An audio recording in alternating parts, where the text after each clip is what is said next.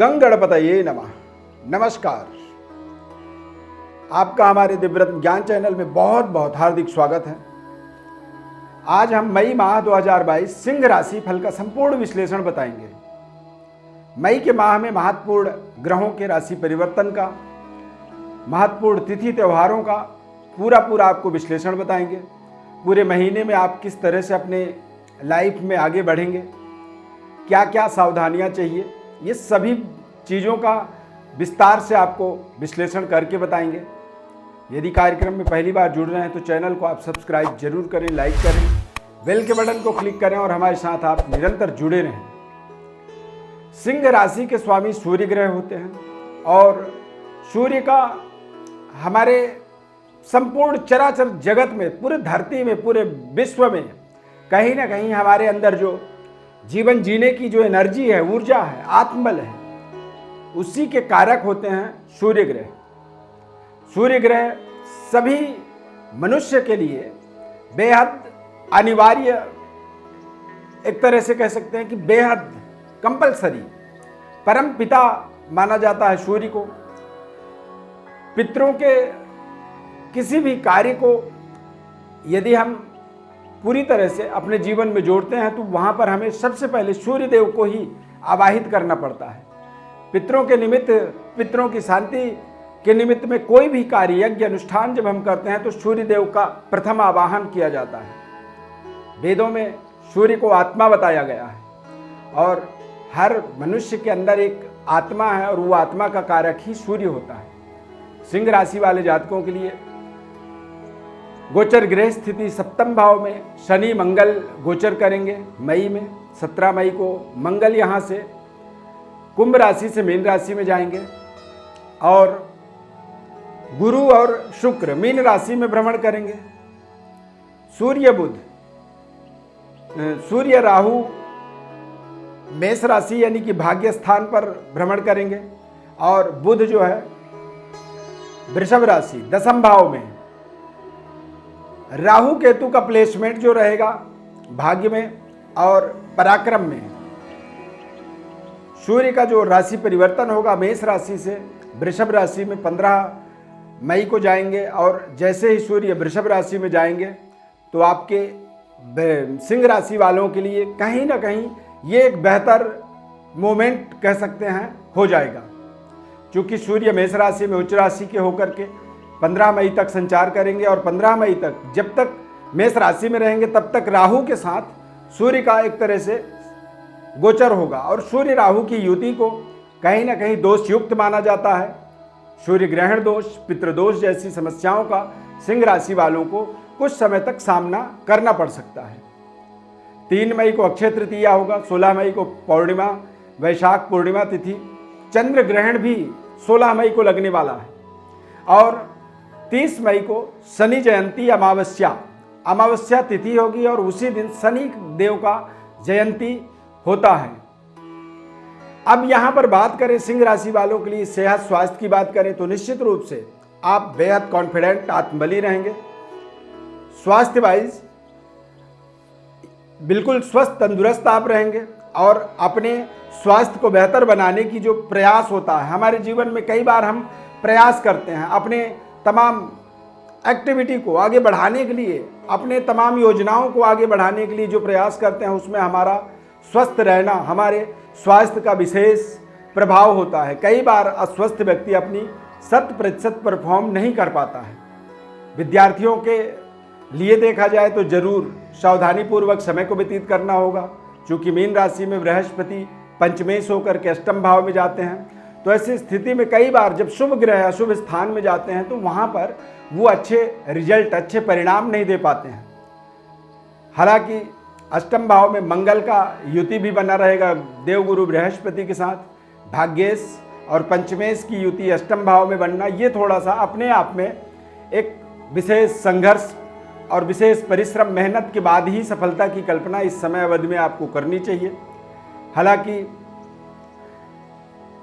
17 मई के बाद मंगल का आगमन होगा तो 17 मई तक यानी कि 1 मई से 17 मई तक आपको अपने तमाम जो प्रयास हैं उन प्रयासों को बेहतर तरीके से आपको करना होगा। व्यापारिक व्यवस्था को सुदृढ़ बनाने के लिए आपको बेहतर तरीके से निर्णय लेने होंगे। जीवन साथी के साथ अपने संबंधों को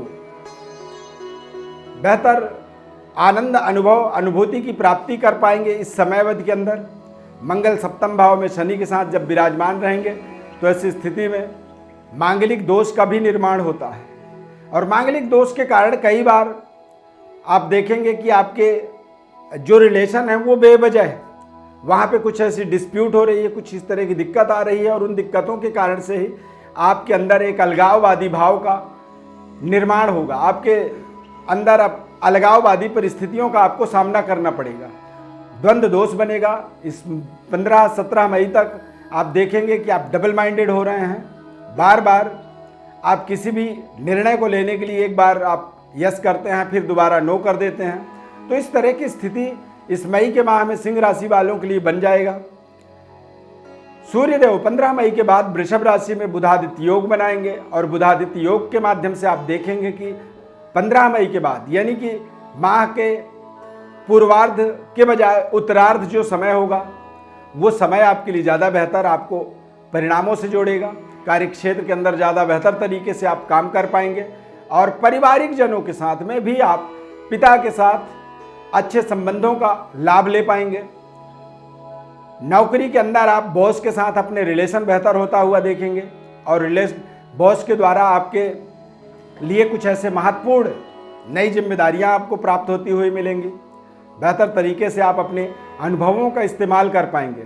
देश विदेश यात्रा के लिए ये समय बेहद लाभदायक समय इसे कह सकते हैं। उत्तरार्ध मई के माह में यानी कि 15 से 30 मई के अंदर जब आप देखेंगे कि तमाम आप अपने मनोकामनाओं को, अपने महत्वपूर्ण प्रोजेक्टों को मैटेरियलाइज करने के लिए जब आप प्रयास करेंगे तो वो प्रयास आपके शानदार तरीके से सफलता की ओर आगे बढ़ेंगे, और आप अपने समय का सदुपयोग होता हुआ देख पाएंगे। यहाँ पर देखा जाए तो यदि आप राजनीतिक गतिविधि में या सामाजिक गतिविधि में जुड़े हुए हैं तो ये समय आपके लिए उच्च स्तरीय वर्ग के साथ अपने रिलेशन को डेवलप करने का, उनको बढ़ावा देने का समय रहेगा। इस समय में सरकार के साथ अच्छे समन्वय बनेंगे। यदि आपने कोई डिग्री कंप्लीट कर ली है, पढ़ाई पूरी कर ली है, और किसी अच्छे जॉब की या फिर गवर्नमेंट जॉब की आप प्रयास कर रहे हैं, तो निश्चित रूप से सूर्य का 10वें भाव में दिग्बली होना ये आपके जीवन के लिए अच्छे संकेत दे रहा है। यहाँ पर आप अपने अथक प्रयास, पराक्रम की पराकाष्ठा को आपको दिखाने की आवश्यकता रहेगी, और यदि आप अपने पराक्रम के पराकाष्ठा को दिखाते हैं तो निश्चित रूप से आपको एक बड़ी सफलता जीवन में मिलने वाली है मई के माह में, और आप बेहतर तरीके से अपने जीवन के अनुभवों को प्राप्त करेंगे। इस समय में आपको थोड़े से अपने प्रेम संबंध को विशेष तरीके से केयरफुली इस्तेमाल करना चाहिए, और अपने बच्चों के ऊपर आपको विशेष पैनी नज़र रखने की आवश्यकता रहेगा। संतान प्राप्ति की अपेक्षा आप रख रहे हैं तो ऐसे समय में आपको किसी महत्वपूर्ण डॉक्टर्स का सलाह लेनी चाहिए, या फिर डॉक्टर के देख रेख में ही अपने संतान के प्रेगनेंसी का या गर्भधारण की पद्धति को आपको आगे बढ़ाना होगा, तभी आपको सफलता मिलेगी। भाग्य का स्वामी और पंचम भाव का स्वामी पंचमेश भाग्येश दोनों ग्रह इस महीने में अष्टम भाव में गोचर करेंगे, और ये एक सावधानी है आपके लिए। यहाँ पर यदि आप कोई गलती करते हैं तो निश्चित रूप से कुछ ऐसे दिक्कतों का, कुछ ऐसे परेशानियों का भी आपको सामना करना पड़ सकता है। तो इस तरह के ये ग्रह योग मई के माह में रहने वाले हैं, और यहाँ पर आप तमाम सावधानियों के साथ अपने जीवन के महत्वपूर्ण उपलब्धियों को जोड़ पाएंगे। बेहतर तरीके से अपने रिश्तों को आप डेवलप कर पाएंगे, उनको अच्छे तरीके से यूज कर पाएंगे, और गोचर ग्रह स्थिति का प्रभाव जो होता है वो हमारे जीवन में कहीं ना कहीं विशेष प्रभावी हमें करता है।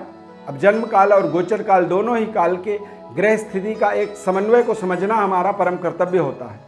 उसके लिए आप हमारे व्हाट्सएप पर अपनी बर्थ डिटेल्स भेज सकते हैं, और आपको हमारी तरफ से हम निःशुल्क रूप से संपूर्ण विश्लेषण बताते हैं। प्रिय दर्शकों, यदि कार्यक्रम में आपने पहली बार जुड़ा है तो चैनल को जरूर आप सब्सक्राइब कर लें, आपसे ऐसा हमारा आग्रह है, निवेदन है।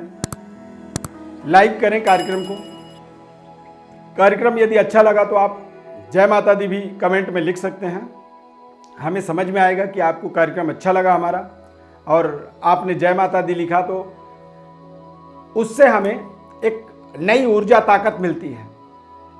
इस खास कार्यक्रम में इतना ही। नए कार्यक्रम में हम फिर मिलेंगे, तब तक के लिए बहुत बहुत धन्यवाद। जय माता दी।